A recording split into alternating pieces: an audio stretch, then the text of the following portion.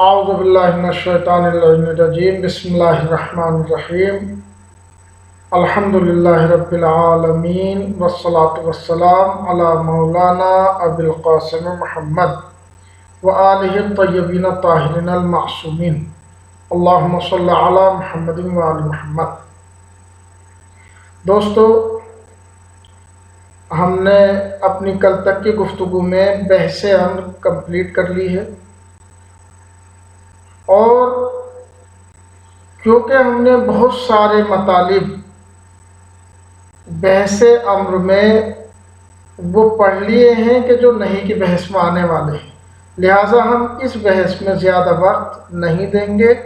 بس آپ یہ سمجھ لیجئے کہ جو شرائط فعل امر میں تھے بس وہاں پہ نہیں بدل دیں گے، اور تقریباً وہی چیزیں بحث نہیں میں موجود ہیں، سوائے صیغوں کے فرق کے، کیونکہ وہاں پہ صیغے زیادہ تھے، یہاں پہ صرف چند صیغے رہیں گے۔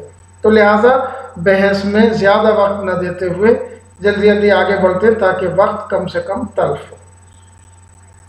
النواہی تعریف النہی ہوا طلب الترک من العالی الی الدانی، کسی بڑے کا کسی چھوٹے سے کسی چیز کو چھوڑنا مطلوب ہے۔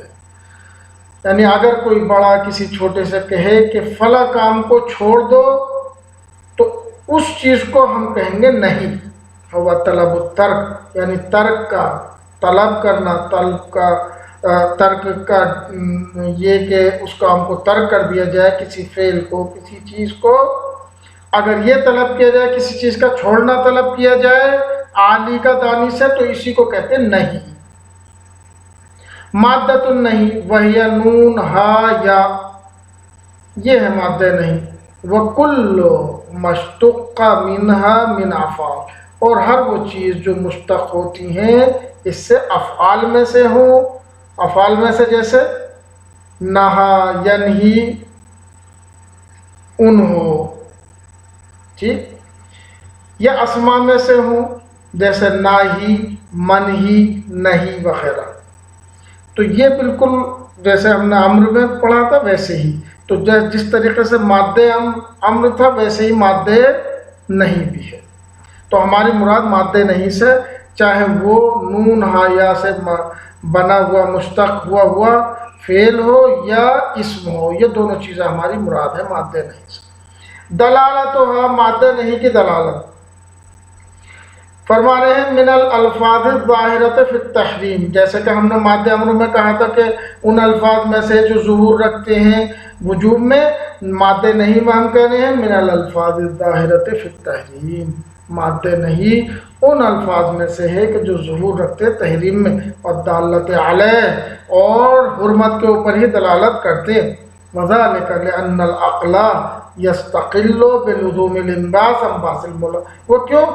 بالکل اسی دلیل کے مطابق جیسا کہ ہم نے امر میں پڑھا تھا کہ عقل حکم کرتی ہے کہ ہمارا کسی فعل کی طرف جانا ضروری ہے کہ جب مولا بھیجے، مولا جیسے ہی بھیجے کسی فعل کی طرف تو ہمیں جانا ضروری ہے۔ والانزجار عن زجرہ، اور رکنا ضروری ہے جب وہ کسی فعل سے روکے، ترک کرنا ضروری ہے جب کسی فعل کو وہ ترک کرنے کا حکم دے۔ کیوں؟ قضاء لحق المولویت والعبودیہ، تاکہ ادا ہو سکے حق مولویت اور حق عبودیت، بندگی کا حق اور آقیت کا حق ادا ہو سکے، کما تقدم فی الامر، جیسا کہ بحث امر میں گزر چکا ہے۔ شرط دلالت بالکل ویسے ہی ہے، یشترط فی ظہور لفظ نہیں فی التحریم و دلالت علیہ، کریں لفظ نہیں یا مادہ نہیں کی تحریم میں ظہور کے لیے، اور تحریم یعنی حرمت پر دلالت کے لیے یہ چیزیں شرط ہیں جو آ رہی ہیں۔ ان یکون من العالی الی الدانی، سب سے پہلی شرط کیا ہے کہ عالی ہی روکے کسی کام سے دانی کو، یہ نہیں کہ دانی عالی کو روکنے لگے تو بھی نہیں ہو جائے گی، نہیں، عالی روکے کسی دانی کو، کسی چھوٹے کو، بڑا کسی چھوٹے کو روکے تبھی تحریم ہوگی، تبھی نہیں ہوگی، تبھی نہیں تحریم پر دلالت کرے گی، تبھی نہیں ظہور رکھے گی حرمت میں۔ دوسرے ان یکون مجردا من القرائن التي تصرفه الى الکراہہ، اور خالی ہو ان قرائن سے کہ جو اس لفظ نہیں کو یا مادہ نہیں کو کراہت کی طرف بدل دے، یعنی اس کا ظہور بجائے تحریم کے کراہت ہونے لگے.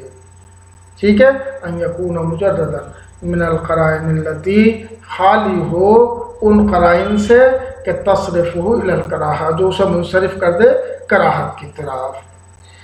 صیغہ نہیں، یہاں تک مادہ نہیں کی گفتگو کمپلیٹ ہو گئی. صیغہ نہیں یعنی یتحقق النہی بکل تعبیر یؤتی معنی، نہیں متحقق ہو جاتا ہے ہر اس چیز سے، متحقق ہوتی ہے ہر اس چیز سے، وجود میں آ جاتی ہے ہر اس تعبیر، ہر اس عبارت سے کہ یعطی معنی ہو، جو بھی نہیں کے معنی دے.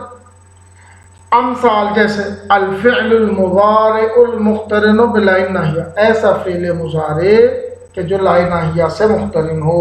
نہ ہو جیسے لا تقرأ، جسے ہم کہتے ہیں فعل نہیں، لا تقرأ نہ پڑھو، لا تکذب جھوٹ نہ بولو.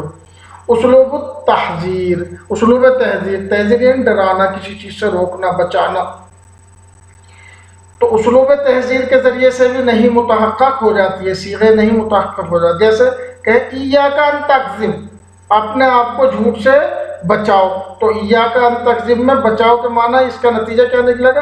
یعنی جھوٹ بولنا حرام ہے، اس کا ظہور اسی چیز میں جائے گا.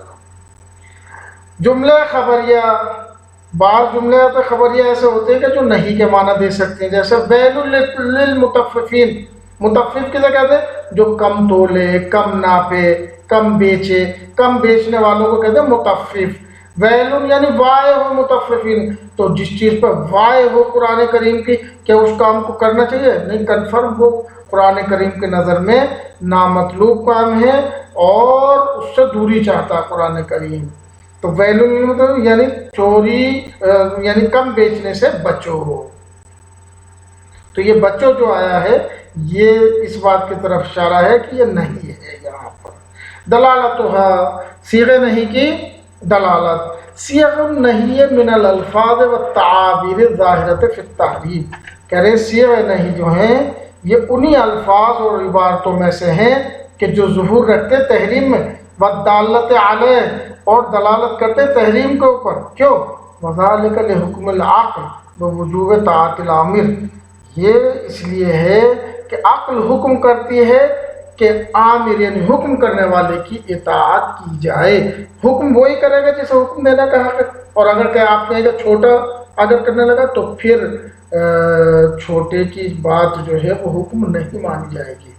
یا بے وجوب طاعت الناہی، روکنے والا جو ہے اس کی اطاعت ضروری ہے جسے نہیں کرنے کا حق ہو، کیونکہ نہیں میں بھی اور امر میں بھی ہم نے کیا کہا؟ عالی سے دانی کی طرف ہونا چاہیے. ٹھیک ہے نا؟ تو عقل حکم کرتی ہے کہ ضروری ہے طاعت عامر یا طاعت ناہی. کیوں؟ قضاء لحق المولویت والعبودیہ، تاکہ حق مولویت اور حق عبودیت ادا ہو سکے. یہ یہاں تک کی گفتگو ہم نے آپ کے سامنے پیش کی. انشاءاللہ تعالی اس سے آگے والی شرط دلالت اور پڑھ لیتے ہیں اور انشاءاللہ کیفیت کل پڑھیں گے. یشترط فی ظہور لفظ نہیں فی التحریم، یعنی شرط کی جاتی ہے لفظ نہیں کے تحریم میں ظہور کے لیے، اور لفظ نہیں کی تحریم پر دلالت کے لیے شرط ہے کس چیز کی؟ ما یلی، آنے والی چیز ہے. ان یکون من العالی للدانی، جیسا کہ امر میں تھا کہ عالی سے دانی کی طرف ہو. وان یکون مجردا من القرائن التي تصرفه الى الکراہہ، اور خالی ہو ان تمام قرینوں سے جو اسے منصرف کر دے کراہت کی طرف. کیفیت استفادت الحکم منہ، کس طریقے سے فقیہ استفادہ کرے گا نہیں سے تحریم کا.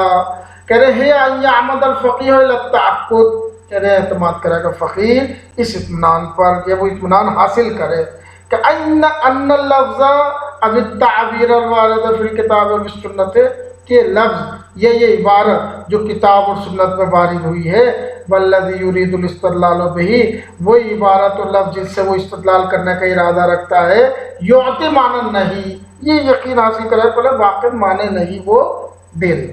ثم التعقد، پھر اس کے بعد وہ اطمینان حاصل کرے گا اس بات کا من خلوه عن ایت قرینۃ تصرفه الی الدلالۃ علی غیر الحرمت، کہ وہ خالی ہے کسی بھی ایسے قرینے سے جو اسے منصرف کر دے حرمت پر دلالت سے، اور حرمت پر اس کی دلالت ختم ہو جائے، مثلا جواز کی طرف یا کراہت کی طرف دلالت کرنے لگے ہو، تو ایسے کسی بھی قرینے سے خارج۔ جب یہ بھی اطمینان کر لیا کہ کوئی ایسا قرینہ موجود نہیں ہے، بعد ان یثبت لدیہ ان الآیۃ بالحدیث یتضمن معنی نہیں، جب اسے یقین ہو گیا اور ثابت ہو گیا اس کے نزدیک کہ آیت اور حدیث میں معنی نہیں بھی موجود ہے، وَأَنَّهُ خَالٍ مِّنَ الْقَرِينَةِ الَّتِي تَصِرُّ إِلَىٰ غَيْرِ الْحُرْمَةِ، اور کسی بھی ایسے قرینے سے بھی خالی ہے کہ جو اسے غیر حرمت پر دلالت کی طرف منصرف کر دے، يَقُومُ بِتَطْبِيقِ قاعدة الظُّهُورِ عَلَيْهِ، اب وہ تطبیق کرے گا قاعدہ ظہور کو اس عبارت کے اوپر جو آیت یا حدیث کی عبارت ہے۔ ثم بالآخرت ینتہی الی النتیجہ، آخر میں وہ پہنچے گا نتیجے تک، نتیجہ کیا ہوگا؟ وہی دلالت الآیت او الحدیث علی الحرمہ، نتیجہ یہ ہے کہ یہ آیت یا یہ حدیث دلالت کر رہی ہے حرمت کے اوپر، یہ اس آیت اور حدیث کا ظہور حرمت میں ہے، تحریم میں ہے۔ یہاں تک آپ کی گفتگو ہم نے پہنچا دی، انشاءاللہ تعالی کل اس کی مثال وغیرہ کے اوپر گفتگو کریں گے۔ السلام علیکم ورحمۃ اللہ وبرکاتہ۔ اگر آپ حضرات کو کوئی سوال ہو تو آپ حضرات کمنٹ باکس میں بتا سکتے ہیں، اور ہمارے چینل کو لائک بھی کریں، سبسکرائب بھی کریں اور شیئر بھی کریں، خصوصاً حوزات علمیہ کے طلاب کی طرف، تاکہ وہ اس سے استفادہ کر سکیں۔ اسی مقصد کے تحت ہم نے یہ درس ڈالے ہیں، اور علماء اکرام اگر اسے سن رہے ہیں تو ان سے اصلاح کی درخواست ہے، اصلاح فرمائیں، جو خامیاں ہیں وہ دور ہو سکیں۔ السلام علیکم ورحمۃ اللہ۔